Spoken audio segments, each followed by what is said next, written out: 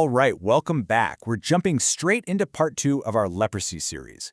Today, it's all about the stuff that gets you points on the exam, how to diagnose it in the lab, and exactly how to treat it. Let's get into it. Okay, so here's what we're going to cover. First, the lab diagnosis. Then we'll hit the super important Lepromин test. After that, we'll talk treatment, specifically multi-drug therapy. And we'll wrap it all up with a quick recap of everything you absolutely have to know for your exams. All right, first up, lab diagnosis. So, a patient comes in, you suspect leprosy, how do you prove it? This is a classic exam question, so let's make sure you've got this down cold. So you can think of the lab workflow in a few steps. You've got collecting the sample, looking at it under the microscope, doing some calculations, and then maybe some advanced tests. But really, for your exams, it's all about those first two steps. Okay, the gold standard here, the one you have to remember, is the slit skin smear. The key number to burn into your brain is 6. We need 6 samples taken from very specific sites to get the best shot at catching this bug. And the stain we use? It's the Zeal-Nielsen stain. But, and this is a huge exam point, it's a modified version. The big difference is the acid we use for decolorizing. For TB, you use 20% sulfuric acid, right? Well, for leprosy, we dial it way back to just 5%. Why? Because honestly, M. lepri just isn't as tough as its cousin M. tuberculosis. It's less acid-fast, so a weaker acid does the trick. And when you look down that microscope, this is what you're hoping to see. You get these classic, bright red, rod-shaped bacteria. They kind of look like little cigars. But the dead giveaway, the thing that screams leprosy, is how they're all clumped together in these bundles. We call these clumps globi. Super characteristic. Now, take it a step further. When you find those globulus, those bundles of bacteria stuffed inside a macrophage making it look all foamy, that's it. You found a Virchow's leprocell. This is a textbook, high-yield finding, especially for lepromatous leprosy. Definitely one for your multiple-choice questions. Okay, so we found the bacteria. How do we track them? There are 2 key indexes you need to know, the BI and the MI. Think of it this way. The bacteriological index, or BI, is like a census of all the bacteria, both living and dead. It tells you the total load. But the morphological index, the MI, is way smarter. It's the one that only counts the live, healthy-looking bacteria. So which one tells you if the treatment is actually working? The MI, of course.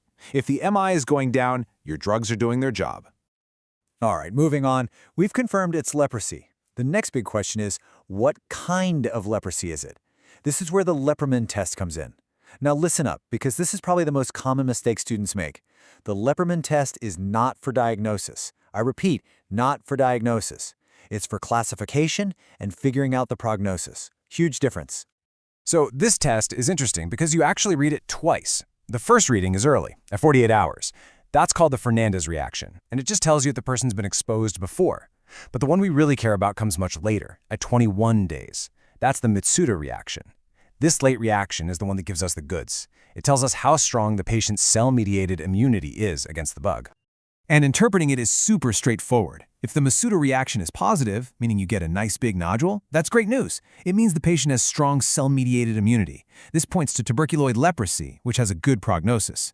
On the flip side, if the test is negative, it means their CMI is weak. That points to the more severe lepromatous form and a much poorer prognosis. Positive is good, negative is bad. Simple. Okay, so we've diagnosed, we've classified, now it's time to treat. And the cornerstone of modern leprosy treatment, the thing that changed everything, is multi-drug therapy, or MDT. We use multiple drugs to hit the bacteria from different angles and, crucially, to prevent resistance from developing. So what are the drugs?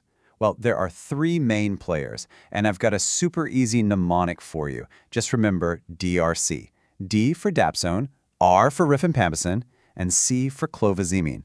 DRC. Lock it in. Now, this is what the official WHO regimen looks like. It uses that DRC combo for everyone. The really smart part about this regimen is the structure. You have some drugs that are taken daily by the patient at home, but then you also have these monthly supervised doses of rifampicin and clofazimine. Why? To make sure patients are actually taking these critical drugs. It's all about ensuring compliance. And how long does treatment last? Super easy to remember. It's either 6 months or 12 months. 6 months for the less severe Paucibacillary cases, and you just double it to 12 months for the more severe Multibacillary cases. 6 and 12. That's it. Okay, let's bring it all home. We've covered a lot, so let's do a super quick, high-yield recap. If you're cramming the night before an exam, this is the slide you need to screenshot in your brain. All right, let's run through it. For diagnosis, it's the slit skin smear with that modified ZN stain using 5% acid. The key finding? Those globby inside Virchow cells. For monitoring treatment, you look at the morphological index, the MI. For classification, you use the Lepromin test, positive for tuberculoid, negative for lepromatous. And for treatment, it's the WHO's MDT with our mnemonic, DRC, for either 6 or 12 months. Got it? That's the whole story right there. And there you have it. Leprosy diagnosis and treatment all wrapped up. But let me leave you with a final thought. We just talked about telling live bacteria from dead ones to see if a treatment is working. Think about that. As we face this massive growing problem of drug-resistant infections, don't you think these same principles will become even more critical? It's something to think about. Thanks for joining me, and go crush those exams.